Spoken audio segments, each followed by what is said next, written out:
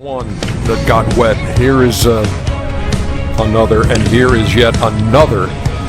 3 into Lake Michigan, and when that happens, yeah, it starts getting in your mind. And the golf club soon to follow. He gambled away $55 million, drank through tournaments, chain-smoked on the tee box, and somehow walked away with 2 major championships and one of the wildest seasons golf has ever seen. This is the untold story of John Daly's wildest season, the year when his talent, his demons, and his legend all peaked at the same time. Vegas, 5 hours, 1.65 million.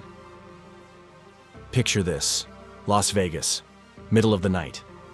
A $5,000 per spin slot machine screaming on the casino floor. John Daly walks in with a $750,000 check in his pocket, money he just won on the golf course, and decides he's not going to bed until something insane happens.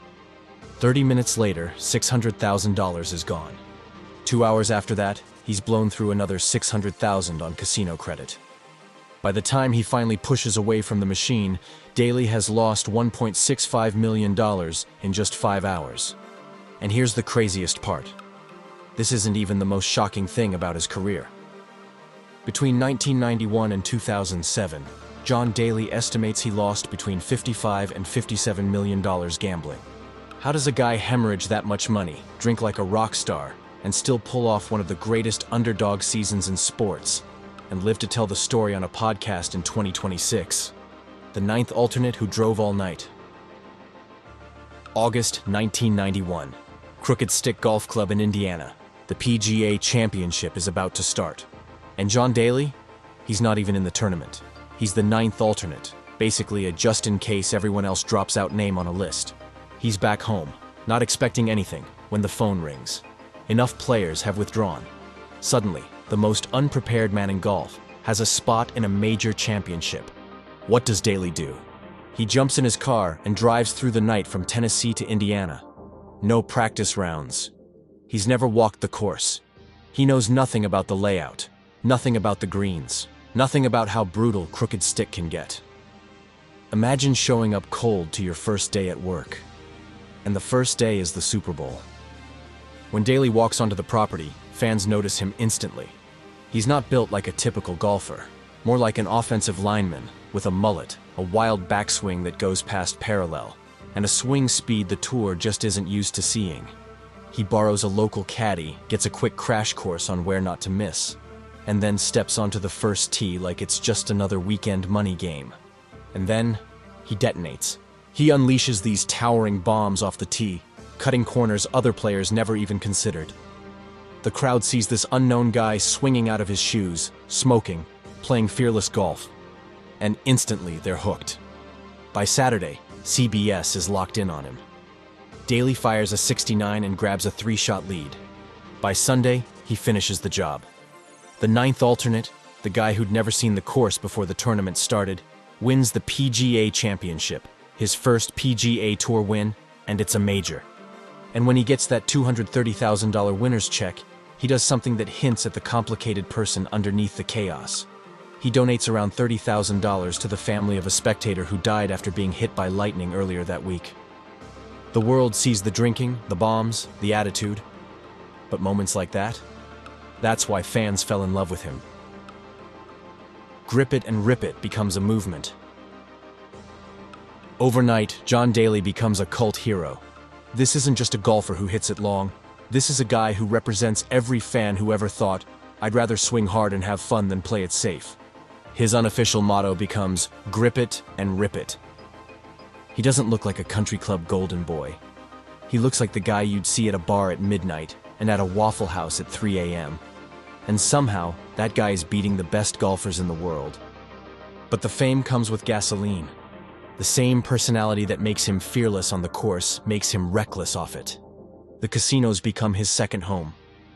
The blackjack tables, the 7-hand bursts where he's betting up to $15,000 on each hand, the $5,000 slot machines he spins over and over, that's where the $55 million in losses start piling up. Mini hook. And still, the story's about to get even wilder, because this isn't just about losses. This is about how, in the middle of the chaos, Daly finds another gear and adds a second major to his name. St. Andrews, the unlikeliest champion in golf's oldest cathedral. Fast forward to 1995. The Open Championship, St. Andrews, the old course, golf's holy ground. For a lot of players, St. Andrews is about precision and discipline. You lay up, you play smart, you take what the course gives you. John Daly? He sees a giant playground. He's still battling alcohol, still gambling, still living like a rock star trapped inside a golfer's schedule. But that week, something clicks. The wind is howling, the conditions are brutal, and the old course is exposing everyone's flaws. Except Daly seems unfazed. He bombs driver into places nobody else is looking, shapes shots through the wind, and rides this surreal mix of instinct and raw belief. He makes it into a playoff, and then wins. John Daly, the same guy who drove overnight as a ninth alternate 4 years earlier, is now the champion golfer of the year at St. Andrews, the most historic stage in golf. Mini hook. Think about that. One major could have been a fluke. Two, including one at St. Andrews, that's not an accident. That's generational talent wearing a Hooters logo and smoking Marlboros. And the other players noticed. Tiger Woods and Phil Mickelson have both talked about Daly's raw ability being unlike almost anything they'd seen.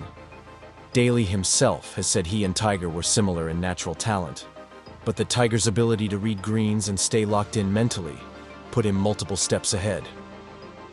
When some of the greatest ever say your talent is in their neighborhood, you're not a sideshow. You're the real thing, even if your lifestyle looks like a country song gone off the rails. The season where it all blurs together. So what was John Daly's wildest season?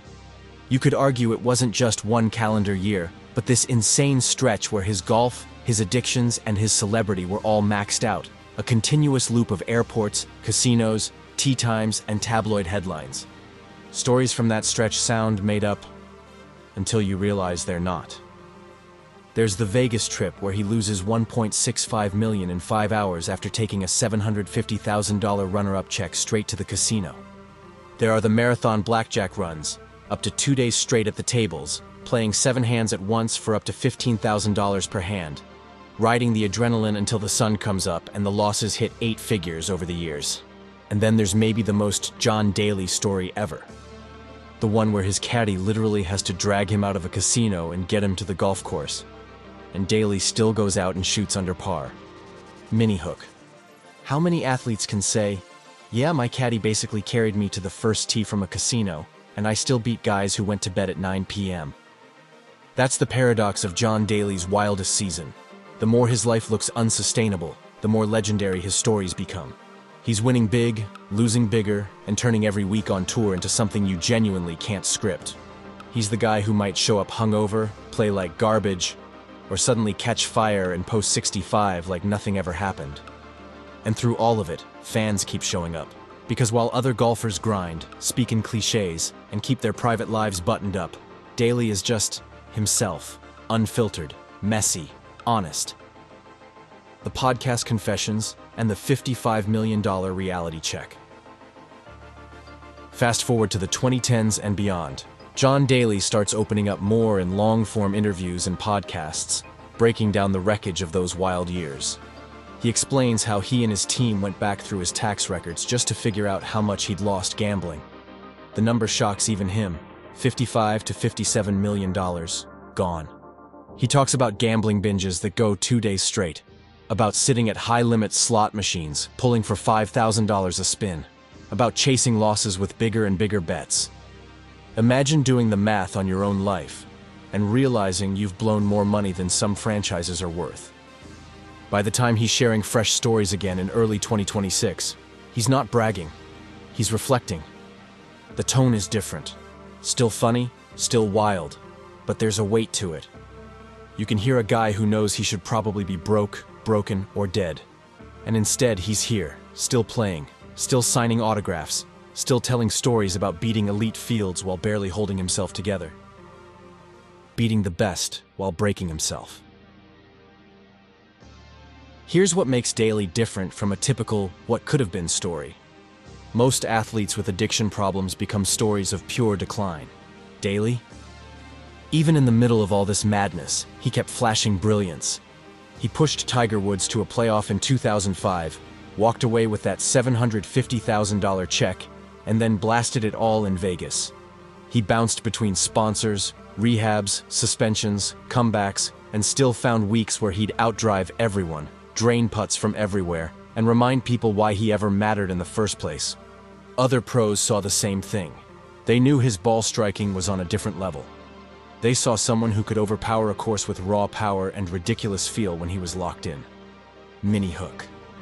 And that's where the debate really starts. Is this the biggest waste of talent, or proof that talent can survive almost anything? Because on one hand, yeah, if he had Tiger's discipline or Jack's focus, who knows how many majors we'd be talking about. On the other hand, would he still be John Daly if he were that guy? The darker turn: health, pain, and bladder cancer. As the years pile up, the lifestyle catches up. The drinking, the diet, the constant stress. Daly's body starts taking hits. In 2020, he's diagnosed with bladder cancer. He chooses treatment, talks openly about the chance that it could come back. At one point, doctors tell him there's around an 85% chance of recurrence. Suddenly, the guy who always looked indestructible is facing something he can't outdrive, outdrink, or outgamble. He goes through procedures, remains under surveillance, and even as recently as 2025, he's recovering from surgeries while still trying to live some version of the life he's always lived. Mini hook. And yet even cancer doesn't fully rewrite the script. It just adds another layer to it. Because fans aren't just watching a spectacle anymore. They're watching a survivor, an addict who's still fighting, a flawed legend who wears every mistake on his sleeve and never pretends to be anything he's not.